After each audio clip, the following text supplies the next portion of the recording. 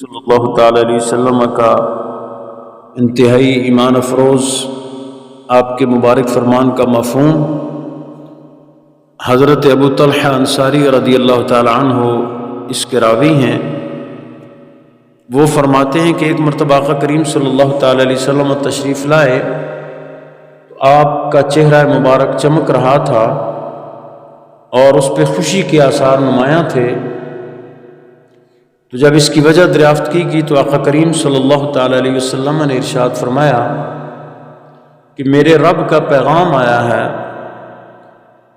کہ جو تیرا امتی تجھ پر ایک مرتبہ درود پڑھے گا اس کو میں 10 نیکیاں عطا کروں گا اور اس کی 10 برائیاں مٹاؤں گا اور اس کے 10 درجات کو بلند کروں گا۔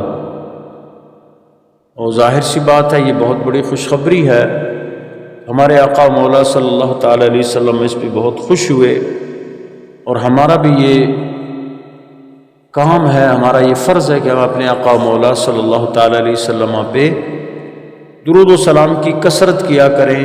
یہی ہمارے لیے توشہ آخرت ہوگا اور ہمارے آقا مولا صلی اللہ تعالیٰ علیہ وسلم کی خوشی اور آپ کی رضا کا باعث ہوگا۔ آج کا یہ جمعۃ المبارک ربیع الاخر، جس کو عرف عام میں ربیع الثانی بھی کہتے ہیں، اس کا یہ تیسرا جمعۃ المبارک ہے اور اس کی آج 18 تاریخ ہے ماہ مبارک کی۔ ہم نے گزشتہ چونکہ 11ویں شریف کا عنوان تھا حضرت غوث پاک کی تعلیمات کے حوالے سے گفتگو کی تھی، لیکن گزشتہ سے پیوستہ جمعۃ المبارک سے جو ہمارا ایک موضوع چل رہا تھا، جو اللہ سبحانہ و تعالیٰ نے ہمیں زندگی کا ایک پورے کا پورا ایک آیہ مبارکہ میں ایک پورا نظام دے دیا ہے کہ ہم نے کس طریقہ سے اپنے رب کے جو احکامات ہیں ان کو ہم نے ان پہ عمل کرنا ہے۔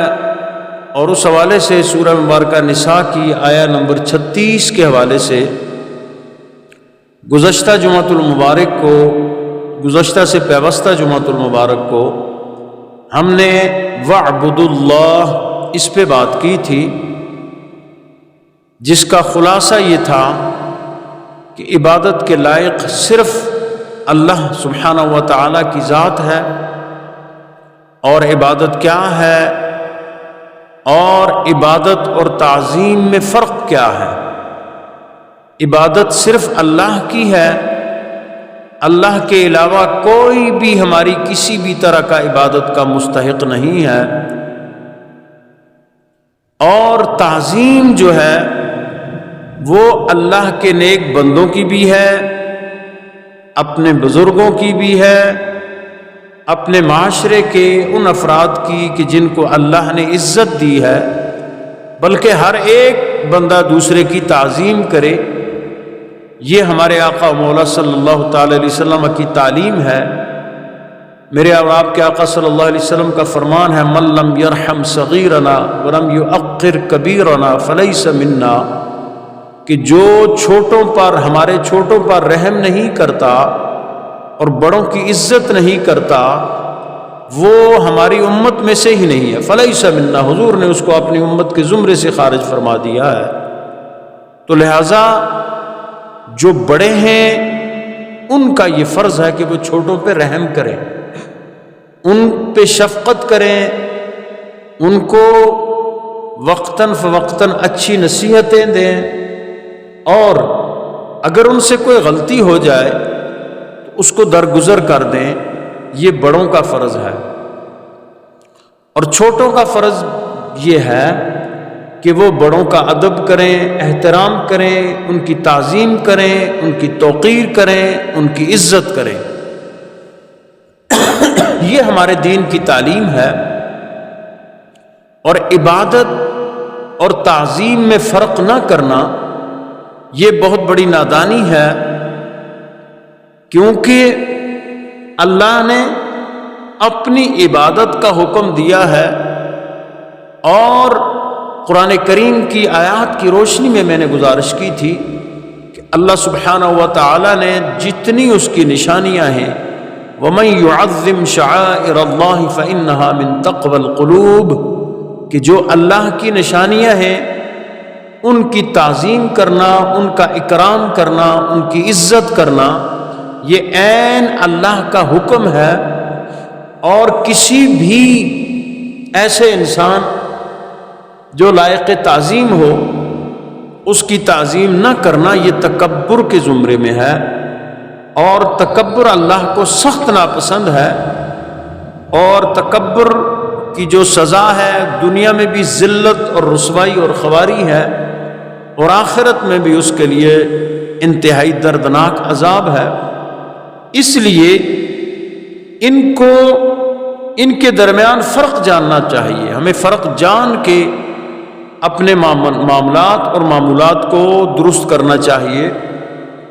آپ اگر کسی کی تعظیم میں کھڑے ہو جاتے ہیں، مثلا کوئی بزرگ آتے ہیں، ہمارے یہاں عام معاشرے کا دستور یہ ہے کہ آپ کسی محفل میں بیٹھے ہیں تو ادب کا تقاضا یہ ہے کہ اگر کوئی بزرگ آتا ہے، کوئی بڑا آدمی آتا ہے تو آپ کھڑے ہو جائیں، ان کے لیے جگہ آپ خالی کریں، ان کو اچھے مقام پہ بٹھائیں، یہ آپ کا فرض ہے۔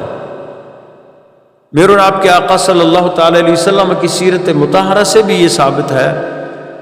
آقا کریم صلی اللہ تعالی علیہ وسلم نے جب حضرت سعد فیصلہ کرنے کے لیے تشریف لائے تھے خیبر کے مقام پہ، تو آپ نے وہاں جتنے بھی حاضرین تھے ان سے فرمایا تھا قوموا الی سیدکم، کہ اپنے سردار کی تعظیم کے لیے کھڑے ہو جاؤ۔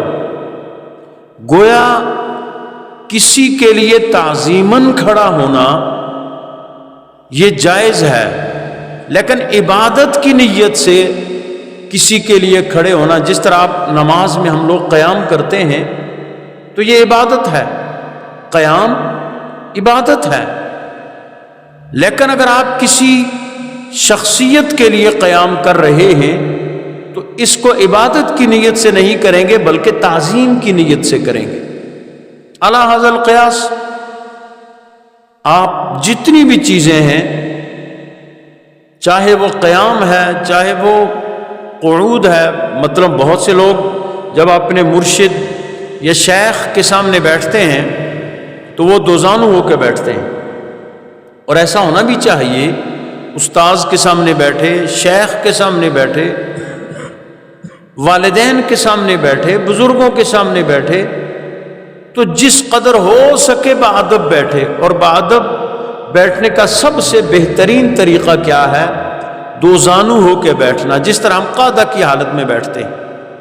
اب ظاہر سی بات ہے کوئی بھی مسلمان جس نے کلمہ پڑھا ہو وہ یہ تصور بھی نہیں کر سکتا کہ وہ اللہ کے علاوہ کسی اور کی عبادت کرے گا، یا اگر کسی کے سامنے ہم دوزانو بیٹھتے ہیں تو اس کا یہ ہرگز مطلب نہیں ہے کہ ہم اس کی عبادت کرتے ہیں۔ جب آپ قاعدہ میں بیٹھتے ہیں التحیات میں تو آپ دوزانو ہو کے بیٹھتے ہیں، اس میں آپ پڑھتے ہیں، تشہد پڑھتے ہیں۔ اسی طرح جب آپ کسی بزرگ کے سامنے تعظیماً بیٹھتے ہیں دوزانو ہو کے، اس کا مطلب یہ ہوتا ہے کہ آپ ان کے سامنے ادب کے طور پہ اس طرح بیٹھے ہوئے ہیں، اور اس میں فرق نہ کرنا یہ بڑی نادانی اور جہالت ہے، اور خواہ مخواہ کسی مسلمان پر اس طرح کی بدظنی کرنا یہ بالکل جائز اور درست نہیں ہے۔ ہمارے آقا صلی اللہ علیہ وسلم کا بڑا مشہور فرمان ہے ظن المؤمنون خیرا، مومنوں کے ساتھ اچھا گمان رکھنا چاہیے۔ تو اس مختصر جو گزشتہ سے پیوستہ ہماری گفتگو تھی وَاعْبُدُوا اللَّهَ، اس کا یہ خلاصہ تھا جو میں نے آپ کی خدمت میں اس لیے پیش کیا تھا کہ ہمارا وہ رابطہ جو ہے وہ برقرار رہے۔ وَاعْبُدُوا اللَّهَ وَلَا تُشْرِكُوا بِهِ شَيْئًا، صرف اللہ کی عبادت کرو اور اس کے ساتھ کسی کو شریک نہ کرو۔ آج کی ہماری جو گفتگو ہے وہ شرک کے حوالے سے، وَلَا تُشْرِكُوا بِهِ شَيْئًا، کہ اللہ کے ساتھ کسی کو شریک نہ کرو۔ یاد رکھیں، اور اسی سلسلے میں نے آقا کریم صلی اللہ تعالی علیہ وسلم نے جو حضرت سیدنا معاذ بن جبل کو وصیت فرمائی تھی، مسند امام احمد میں یہ فرمان مبارک موجود ہے، لا تشرک باللہ شیئا وَإِن قُتِلْتَ وَحُرِّقْتَ، کہ اللہ کے ساتھ ہرگز شرک نہ کرنا، کسی شے کو بھی اللہ کا شریک نہ بنانا، اگرچہ تجھے قتل ہی کر دیا جائے یا تجھے جلا ہی کیوں نہ دیا جائے۔ یعنی میرے آپ کے آقا صلی اللہ تعالی علیہ وسلم نے اپنے ایک جید صحابی جو قاضی کے مقام پہ فائز تھے، جن کو میرے آقا صلی اللہ تعالی علیہ وسلم نے یمن کا قاضی بنا کے بھیجا تھا، آقا کریم صلی اللہ علیہ وسلم نے انہیں یہ وصیت فرمائی، اور ان کے ذریعے پوری امت کو یہ نصیحت ہے کہ اللہ کے ساتھ ہرگز کسی شے کو بھی شریک نہ کرنا۔ اور قرآن کریم میں اللہ سبحانہ و تعالی نے شرک کے بارے میں جگہ جگہ خبردار کیا ہے، کئی مقامات پہ اللہ سبحانہ و تعالی نے لوگوں کو مخاطب فرمایا ہے، اور شرک کی جو قبیح قسم کا جو فعل ہے، اس کی برائی سے، اس کے مضمرات سے لوگوں کو خبردار کیا ہے، یہاں تک کہ اللہ سبحانہ و تعالی نے یہ فرما دیا کہ ان اللہ لا یغفر ان یشرک بہ ویغفر ما دون ذلک لمن یشاء، کہ اللہ سبحانہ و تعالی جو چاہے معاف کر دے گا۔ یعنی اللہ اتنا غفور الرحیم ہے، اتنا مہربان ہے، اتنا رحیم ہے کہ وہ سب کچھ معاف کر دے گا۔ ظاہر سی بات، ہم انسان ہیں، اور انسان سے ایک ایک لمحے میں کئی گناہ سرزد ہوتے ہیں، غلطیاں ہوتی ہیں۔ الانسان مرکب من الخطاء والنسیان کے تحت انسان بھول جاتا ہے، اس سے غلطی ہوتی ہے، وہ پھسل جاتا ہے، کیونکہ دو بہت بڑے دشمن بھی اس کے ساتھ لگے ہوئے ہیں، اس کا نفس ہے، سب سے بڑا انسان کا دشمن جو ہے اس کا نفس امارہ ہے، اور اس کے بعد ابلیس انسان کا بہت بڑا اور کھلا دشمن ہے۔ ظاہر سی بات ہے، وہ انسان کو پھسلاتا ہے، انسان کو گناہ کی طرف وہ مائل کرتا ہے، تو انسان بھول جاتا ہے۔ تو اللہ سبحانہ و تعالی نے بھی ان کا انسان کو توڑ دیا ہے۔ بہت سے اوراد ہیں، وظائف ہیں، قرآنی آیات کی صورت میں، احادیث مبارکہ کی صورت میں، آثار صحابہ کی صورت میں، بزرگان دین کے معمولات کی صورت میں، بہت سی ایسی چیزیں ہیں کہ جن سے انسان نفس اور شیطان کے شر سے بچ سکتا ہے اگر کوشش کرے تو۔ لیکن اگر وہ مبتلا بھی ہو جاتا ہے کسی گناہ میں، اللہ سبحانہ و تعالی نے یہ خبر دیا کہ میں تجھے معاف کر دوں گا، اے انسان، تجھ سے جو غلطیاں ہوتی ہیں، کوتاہیاں ہوتی ہیں، وہ میں معاف کر دوں گا۔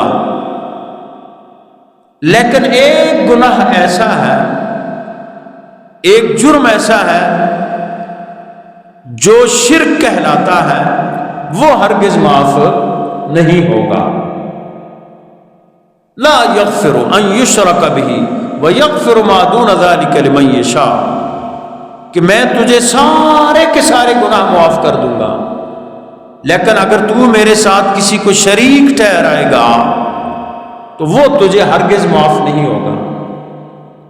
اس کو ہم دنیا کی مثال میں اگر سمجھیں تو آپ دیکھتے ہیں دنیا میں بہت سے لوگوں کے درمیان، ویسے تو ہر مسلمان دوسرے مسلمان کا بھائی ہے،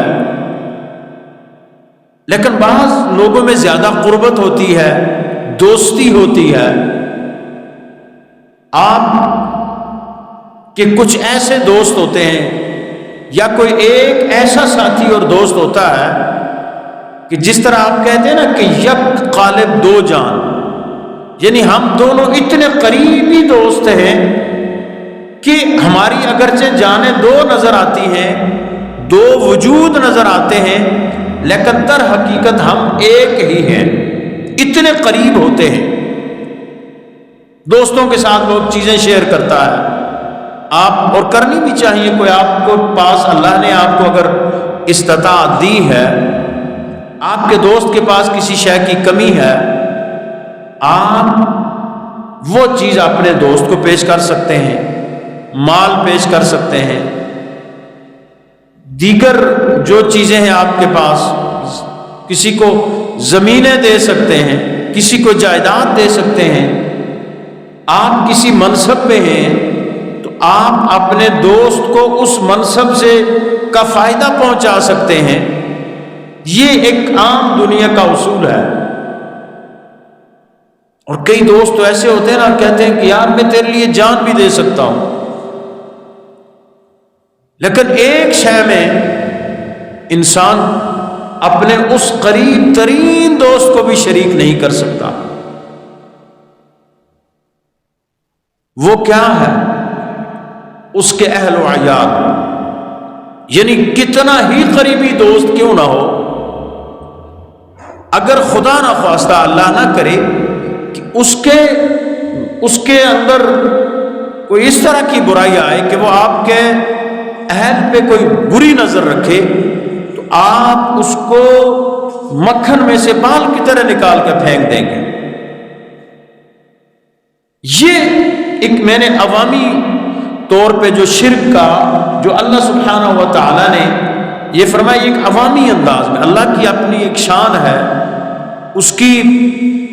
اس کا اپنا ایک نظام ہے، اور وہ اپنے امور کو خود بہتر جانتا ہے۔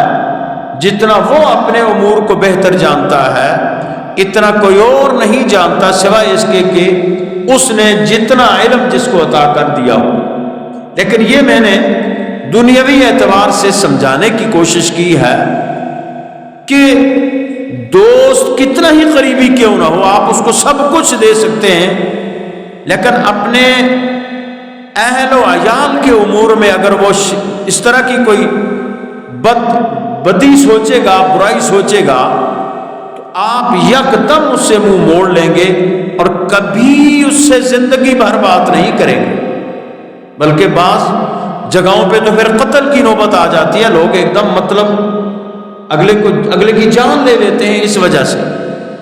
یعنی عزت میں کسی کو قریب ترین دوست ہی کیوں نہ ہو، اس کو شریک نہیں کیا جا سکتا۔ تو یہ جو اللہ سبحانہ و تعالیٰ کی کبریائی ہے، اللہ سبحانہ و تعالیٰ کی ذات ہے، اللہ پوری کائنات کا خالق ہے، پوری کائنات کا مالک ہے، وہی ہم سب کو سب کچھ عطا کرنے والا ہے، وہی اللہ ہے۔ یہ ایک اسلامی اور دینی عقیدہ ہے، اور اس کے خلاف کوئی عقیدہ رکھنا یہ شرک کہلاتا ہے۔ یاد رکھیں، ہر شے جو ہے، ہر لفظ، ہر چیز، اس کے دو معنی ہوتے ہیں۔ ایک معنی ہوتا ہے لغوی، لغوی معنی اسے کہتے ہیں کہ جو اہل لغت نے اس لفظ، جن لوگوں نے اس لفظ کو وضع کیا ہوا ہے، یا اہل زبان نے اس کا جو معنی وضع کیا ہوا ہے، اہل لغت نے اس کو کہتے ہیں لغوی معنی۔ اور ایک ہوتا ہے اصطلاحی معنی۔ اصطلاحی معنی اس کو بولتے ہیں کہ جس معنی کو کسی شخصیت نے یا کسی جماعت نے اپنے لیے مقرر کر دیا ہو۔ شرک کا جو لغوی معنی ہے وہ یہی ہے کہ حصہ داری یا سانجھا پن۔ مثلا دو بھائی ہیں، وہ اپنے والد کی جائیداد میں برابر کے شریک ہیں، یا کوئی بھی مطلب دنیا سے چلا جانے والا کوئی بندہ بھی جب مر جاتا ہے تو اس کے جتنے بھی حقیقی ورثاء ہوتے ہیں وہ ایک دوسرے کے شریک ہوتے ہیں اس کے حصے میں۔ حصہ ہر ایک کا اپنا اپنا ہوتا ہے، للذکر مثل حظ الانثیین، لیکن شریک وہ اس میں برابر کے ہوتے ہیں، ساجھے داری ہوتی ہے ان کی، ہر ایک کا اپنا اپنا حصہ جو شریعت نے مقرر کر رکھا ہے وہ ہوتا ہے۔ اس بنیاد پر وہ ایک دوسرے کے شریک ہوتے ہیں۔ ایک تو شریک کا معنی مطلب جو ہمارے ہاں پنجابی میں یا پہاڑی میں استعمال کرتے ہیں جی کہ شریک وہ ہے جو آپ کا دشمن ہو۔ مثلا لوگ کہتے ہیں نا کہ یار اگر ہم یہ کام کریں گے تو ہمارے شریک کیا کہیں گے، کسی کو نصیحت دیتے ہیں بھائی یہ آپ جو مطلب فضولیات کر رہے ہیں، لغویات کر رہے ہیں۔ ہمارے ہاں معاشرے کی بہت سی رسوم ایسی ہیں، خوشی کے موقع کی بھی اور غمی کے موقعوں کی بھی بہت سی ایسی رسوم ہیں کہ جو شریعت کے خلاف ہے، لیکن اب ان کو اتنا مطلب ہم لوگوں نے اپنا لیا، ہمارے معاشرے میں اپنا لیا گیا ہے، اگر کسی بندے کو یہ کہتے ہیں کہ بھائی آپ نے یہ کام شریعت کے مطابق کرنا ہے، یعنی شادی ہے یا کسی کی موت مرگ ہے، اس کو اگر کہیں کہ بھائی یہ شریعت کے مطابق کرو، اگر آپ نے ختم پڑھانا ہے، تیسرے کی دعا کروانی ہے، ضرور کروائیں، ایصال ثواب کی دعا ہے، لیکن ضروری نہیں ہے کہ آپ اس میں 50-60 ہزار یا لاکھ روپیہ خرچ کریں، آپ خالی چنے منگوا کے سامنے رکھیں اور دعا کر دیں۔ لیکن وہ کہتے ہیں یار اگر میں ایسے کروں گا تو شریک کیا کہیں گے، یعنی یہ ہمارے معاشرے میں ایک لفظ مشہور ہے شریک کے طور پہ، اور وہاں بھی شریک کو دشمن کے معنوں میں لیا جاتا ہے۔ لیکن یہ جو شرکت ہے آپ کی کسی کی حصہ داری میں، جائیداد میں، یا پھر آپ کا کوئی بزنس پارٹنر ہے، آپ کسی کے ساتھ کاروبار کر رہے ہیں، وہ بھی آپ کا شریک ہے، تو یہ ہو گئے لغوی معنی کہ حصہ دار، یہ ساجھے داری جو رکھنا یہ شرکت کہلاتا ہے، یہ اس کا لغوی معنی۔ اور اصطلاحی معنی کیا ہے؟ اصطلاحی معنی شرک کے جو شریعت میں ہیں، شرعی طور پہ جو شرک کے معنی ہیں، وہ دو حوالوں سے آج کی اس گفتگو میں آپ ذہن میں رکھ لیجئے۔ یہ تھوڑی سی گفتگو چلیں مطلب عام طور پہ چونکہ ہمارے ہاں یہ چیز سمجھی نہیں جاتی، اور جب تک ہم اس چیز کو سمجھیں گے نہیں ہمیں کیسے پتہ، ہمارے ہمیں تو یہ بتایا گیا ہے، مطلب فتوے لگتے ہیں اسی بات پہ، یار کسی بندے نے ذکر اونچی آواز میں کر لیا تو یہ شرک ہو گیا، کسی نے کوئی دعا کر لی تو یہ شرک ہو گیا، کسی نے کوئی درود شریف پڑھ لیا تو یہ شرک ہو گیا۔ آئیے آج میں آپ کو بتاؤں بالکل متفق، جس پہ پوری مطلب سب مکاتب فکر کا اتفاق ہے، وہ بات ہمیشہ میں الحمدللہ میں کوشش کرتا ہوں کہ وہی بات کروں کہ جس پہ سارے مکاتب فکر کا تقریباً اتفاق ہو۔ لغت کی مشہور کتاب لسان العرب کے مطابق شرک کیا ہے؟ شرک یہ ہے جعل له شریکا فی ملکہ وفی ربوبیتہ، کہ شرک یہ ہے کہ اللہ سبحانہ و تعالی کی ملک میں یا اس کی ربوبیت میں کسی کو شریک کیا جائے۔ مثلا یہ کائنات ساری اللہ نے بنائی ہے، اللہ ہی اس کا مالک ہے، اب کوئی بندہ یا کوئی جماعت اپنے لیے یہ عقیدہ گھڑ لے کہ اس کائنات کا مالک کوئی اور بھی ہے،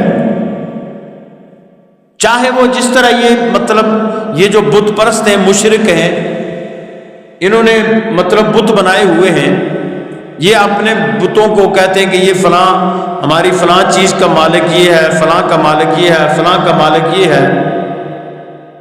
ایک ایسا طبقہ ہے کہ جس کے نزدیک خیر کا مالک اور ہے، شر کا مالک اور ہے، یعنی نیکی کا مالک اور ہے اور برائی کا مالک اور ہے۔ ظاہر سی بات یہ بھی شرکی عقیدہ ہے علی حد القیاس۔ یا پھر اللہ کی ربوبیت میں رب کا مطلب ہوتا ہے پالنے والا، پرورش کرنے والا، الحمدللہ رب العالمین، جیسے ہم پڑھتے ہیں نا سب تعریفیں اس اللہ کے لیے ہیں جو سارے جہانوں کا پالنے والا رب ہے۔ ان کی پرورش کرنے والا۔ اب کوئی بندہ یہ کہے کہ جناب میرا رب فلاں ہے، جیسے کہ قرآن کریم نے ایک اشارہ فرمایا ہے، اَرَأَيْتَ مَنِ اتَّخَذَ إِلَٰهَهُ هَوَاهُ، کیا آپ نے ایسے شخص کو دیکھا ہے کہ جس نے اپنی نفسانی خواہشات کو اپنا معبود بنا رکھا ہے؟ یعنی ہم جو مسلمان ہیں، ہم نے اللہ کے رب ہونے کا اقرار کیا ہے، نبیوں کی رسالت کا اقرار کیا ہے، اپنے آقا مولا صلی اللہ تعالی علیہ وسلم کے آخری نبی اور رسول ہونے کا اقرار کیا ہے۔ تو اب ہمارا یہ فرض ہے کہ ہم اس عقیدے کا دفاع کریں، اور نہ صرف زبان کی حد تک بلکہ عمل کی حد تک بھی اس کے مطابق چلیں۔ مثلا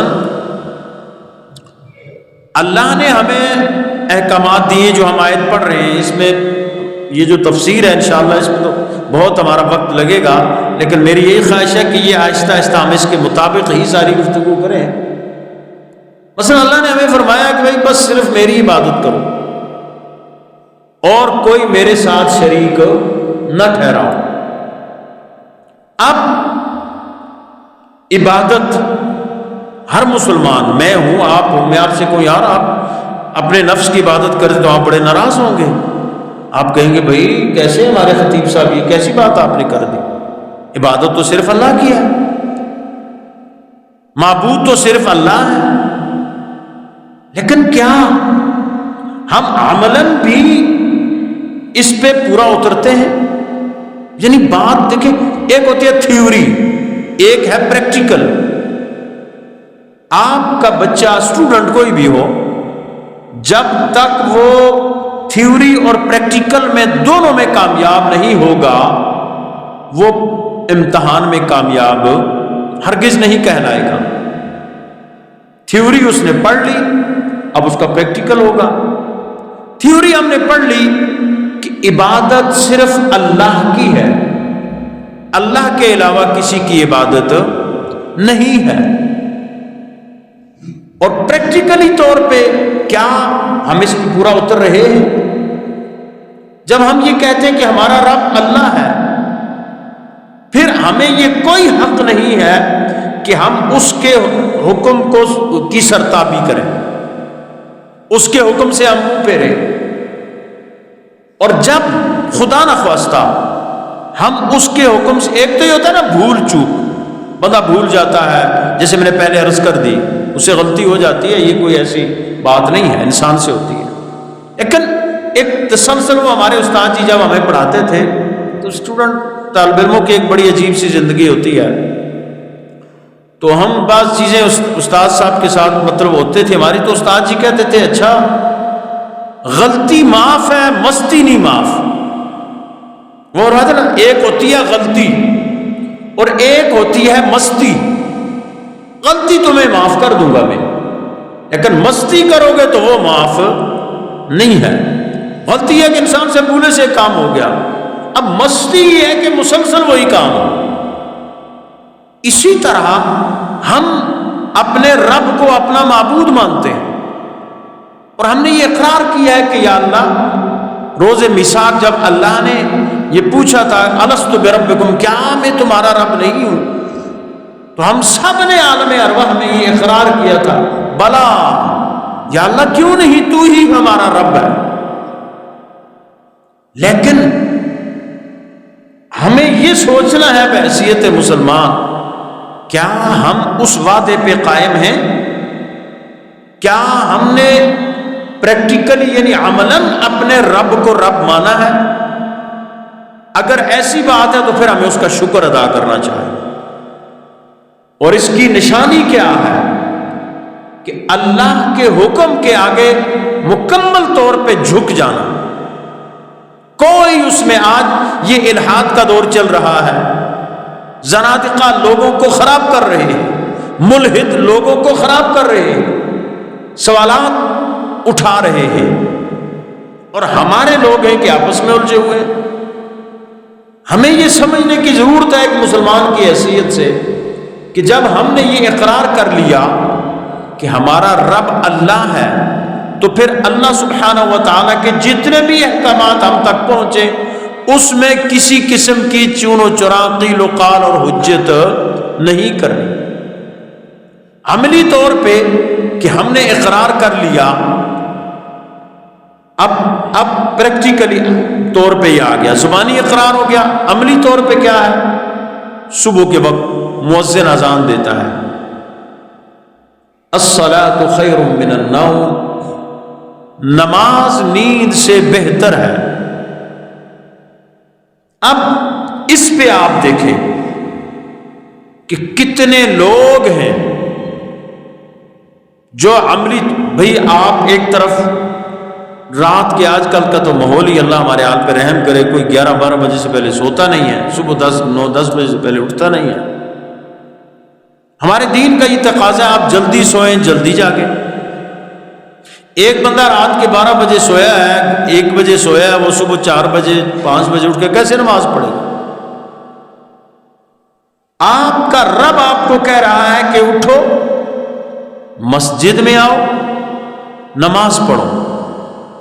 لیکن آپ کا نفس آپ کو کہہ رہا ہے نہیں بھائی، رات کو بہت دیر سے سوئے تھے، کسی کام پہ تھے، کسی مجلس میں تھے، کسی محفل میں تھے، کسی تقریب میں تھے، یا نہیں تھے تو آج کل کی سب سے بڑی بیماری موبائل کے ساتھ لگے ہوئے تھے.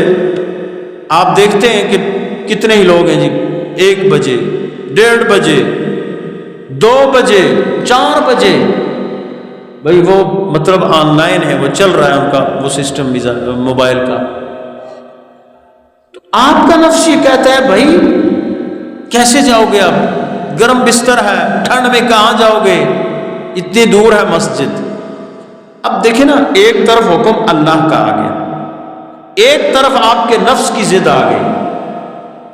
اب ایک پریکٹیکل کا وقت آ گیا نا، اس میں جو بندہ اپنے نفس کو شکست دینے پہ میں کامیاب ہو جاتا ہے، در حقیقت اللہ کو ماننے والا وہ بندہ ہے. ورنہ وہ اسی زمرے میں ہے، ارأیت من اتخذ الہہ ہواہ. کیا آپ نے ایسے شخص کو دیکھا ہے کہ جس نے اپنی نفسانی خواہشات کو اپنا معبود بنا لیا؟ یعنی دیکھیں، آپ کا نفس یہ چاہتا ہے کہ آپ گرم بستر سے نہ نکلیں، آپ کا نفس یہ چاہتا ہے کہ آپ اپنی نیند پوری کریں، آپ کا نفس یہ چاہتا ہے کہ آپ آرام کریں. گھر میں کدھر جائیں گے ایسے مسجد میں؟ یہ جمعے کا جو مطلب دن ہے، متفق کا یہ ایک مطلب فیصلہ اور عقیدہ ہے کہ جب پہلی اذان ہو جائے اس کے بعد سارے کام حرام ہو جاتے ہیں. پہلی اذان کے بعد فوراً یہی کام ہے کہ آپ مسجد کی طرف آئیں. لیکن آپ دیکھتے ہیں ہمارے بازاروں میں چلے جائیں، کہیں پہ بھی گھروں میں بھی لوگ ایسے بیٹھے گپے لگاتے رہیں گے. آخری میں پتہ ہوتا ہے یار اسپیکر سے تقریر چل رہی ہے مولوی صاحب کی، بس جو تقریر ختم ہونے لگی دوڑ دیں، پھر دوڑتے مسجد میں آتے ہیں اور پھر لوگوں کو بھی دکھانے ایک دم مسجد میں آ کے دوڑتے ہیں. پہلے نہیں دوڑتے جڑے دے پتر، مسجد میں آ کے پھر دوڑتے ہیں، مسجد کی بے ادبی کرتے ہیں.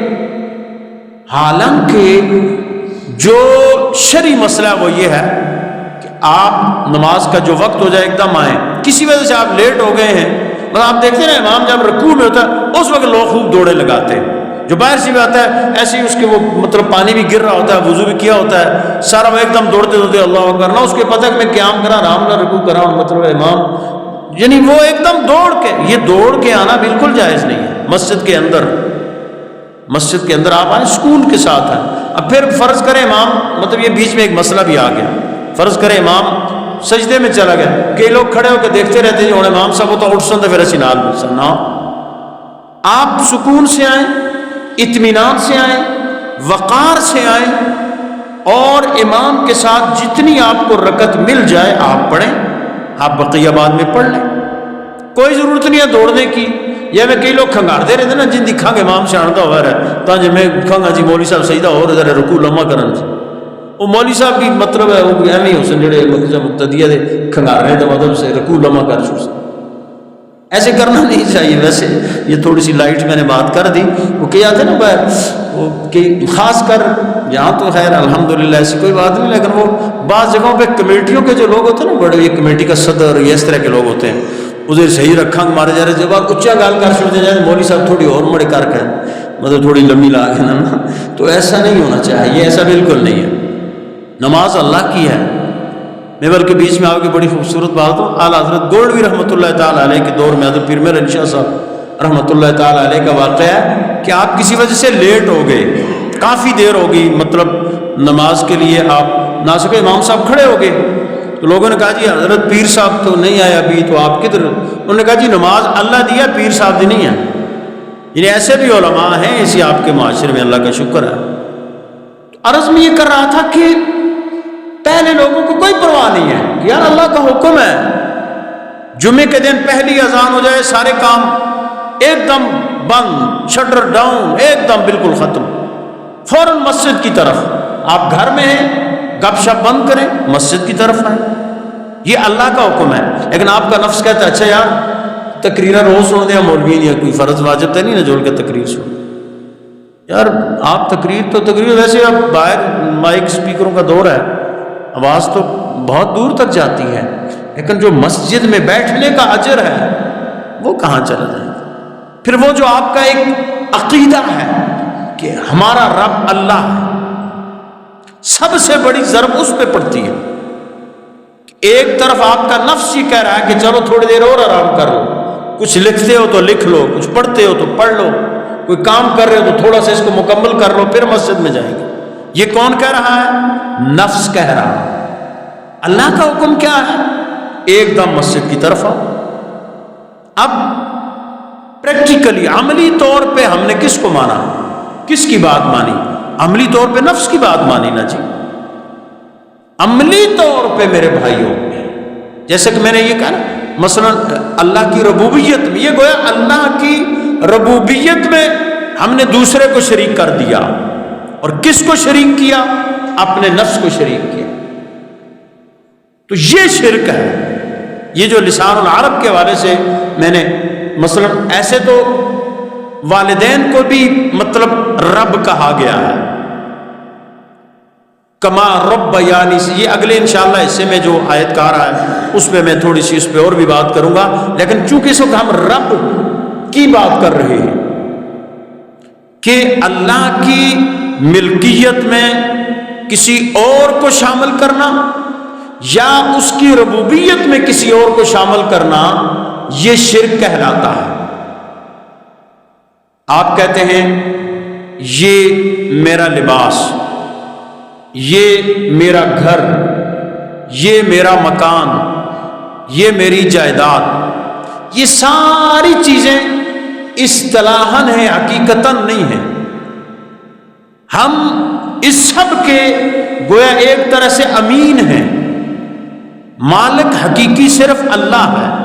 اور یہاں میں رک کے ایک بات کہنا چاہوں گا کہ یہ ہمارے ہاں جو ایک مطلب یہ شرک کا سلسلہ چلتا ہے، فتوے لگانے کا ایک دوسرے پہ،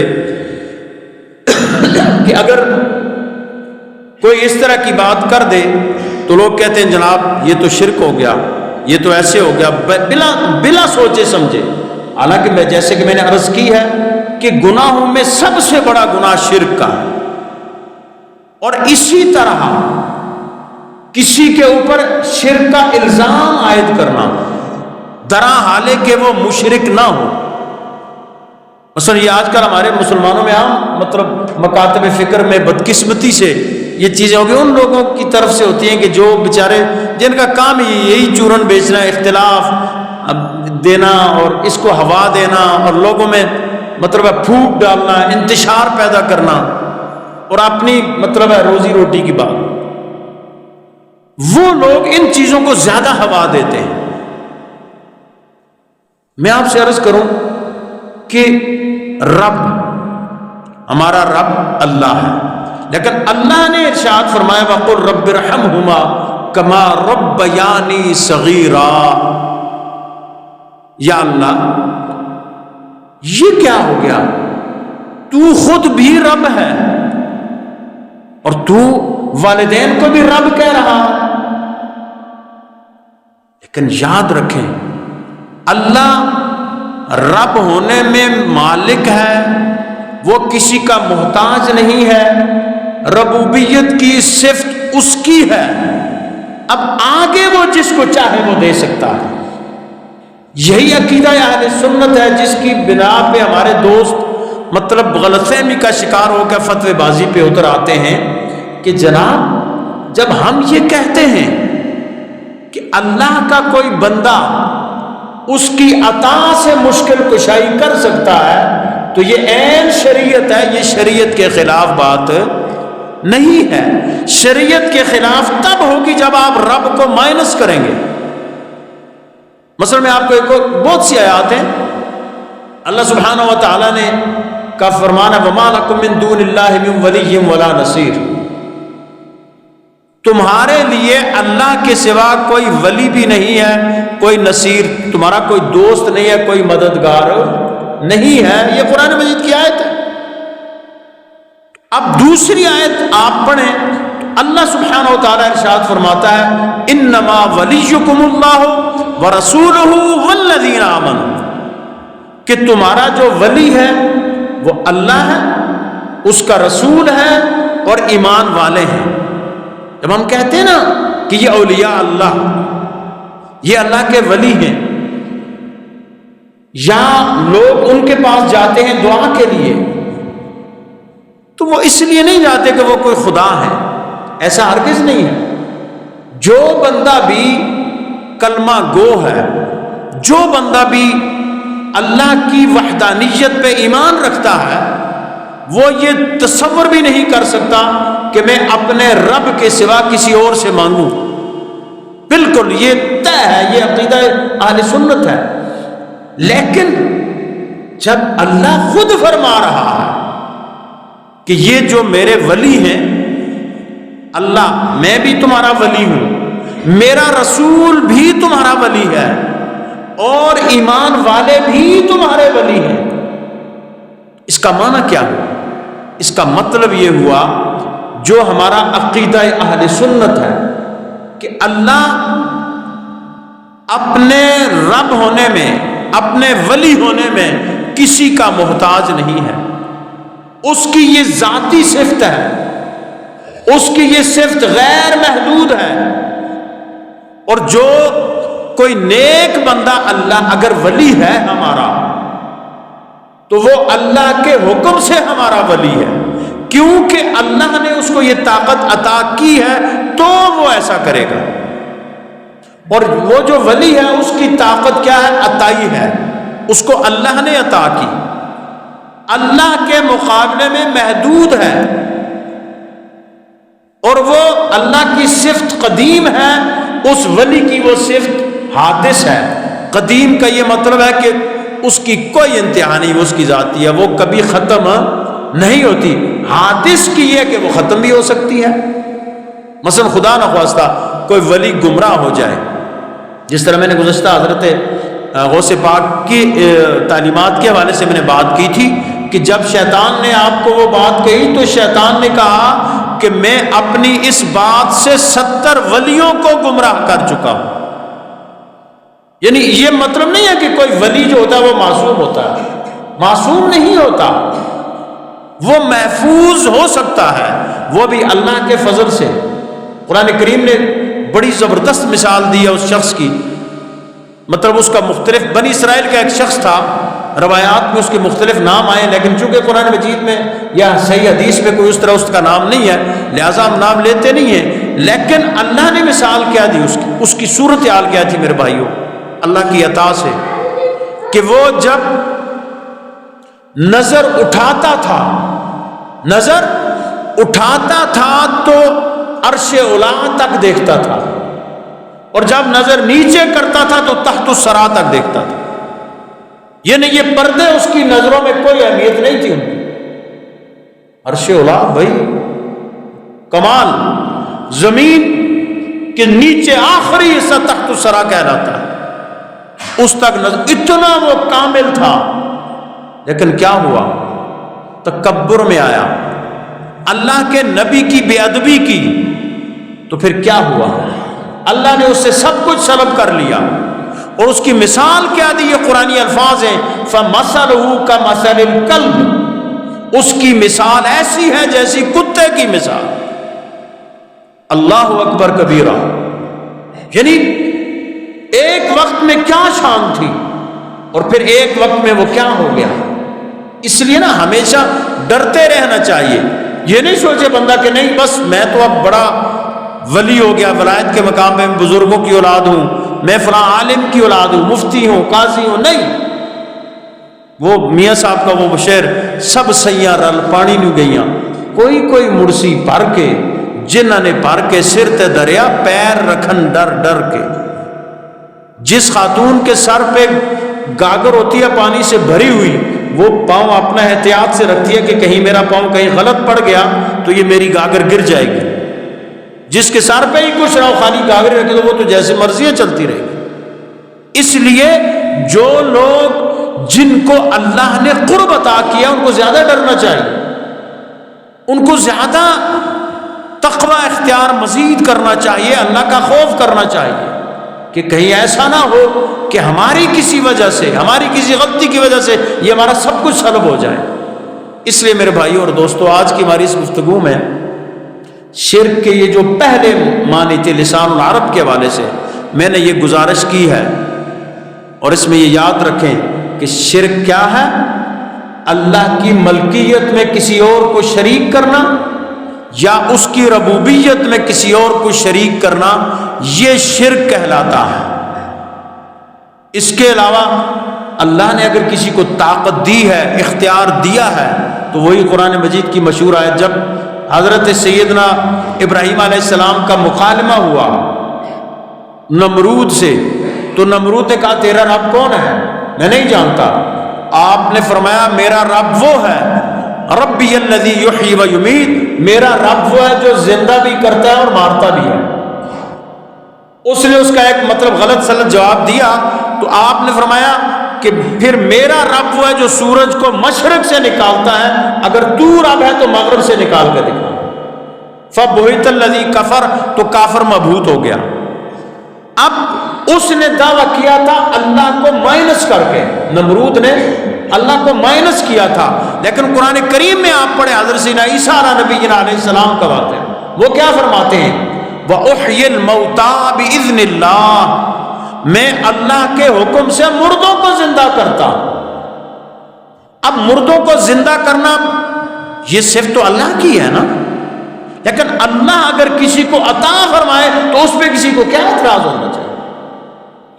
یاد رکھیں، اس پہ ہماری گفتگو انشاءاللہ جاری رہے گی، اس کے دوسرے جو معنی ہیں شرک کے، لیکن یہ ایک بات موٹی سی ذہن میں یاد رکھ لیں، جب آپ اللہ کو مائنس کر دیں گے کوئی بھی، تو اس وقت وہ شرک کے مبتلا ہو جائے گا۔ جب وہ اللہ کو باقی رکھ کے کہ یہ سب کچھ اسی کی دین ہے، اسی کی عطا ہے، جب یہ کریں گے تو یہ عین ایمان اور عین قرآنی اور اسلامی عقیدہ ہے۔ اللہ اس پہ انشاءاللہ ہماری گفتگو جاری رہے گی۔ اللہ سبحانہ و تعالیٰ سے دعا ہے کہ وہ ہمیں عمل کی توفیق عطا فرمائے۔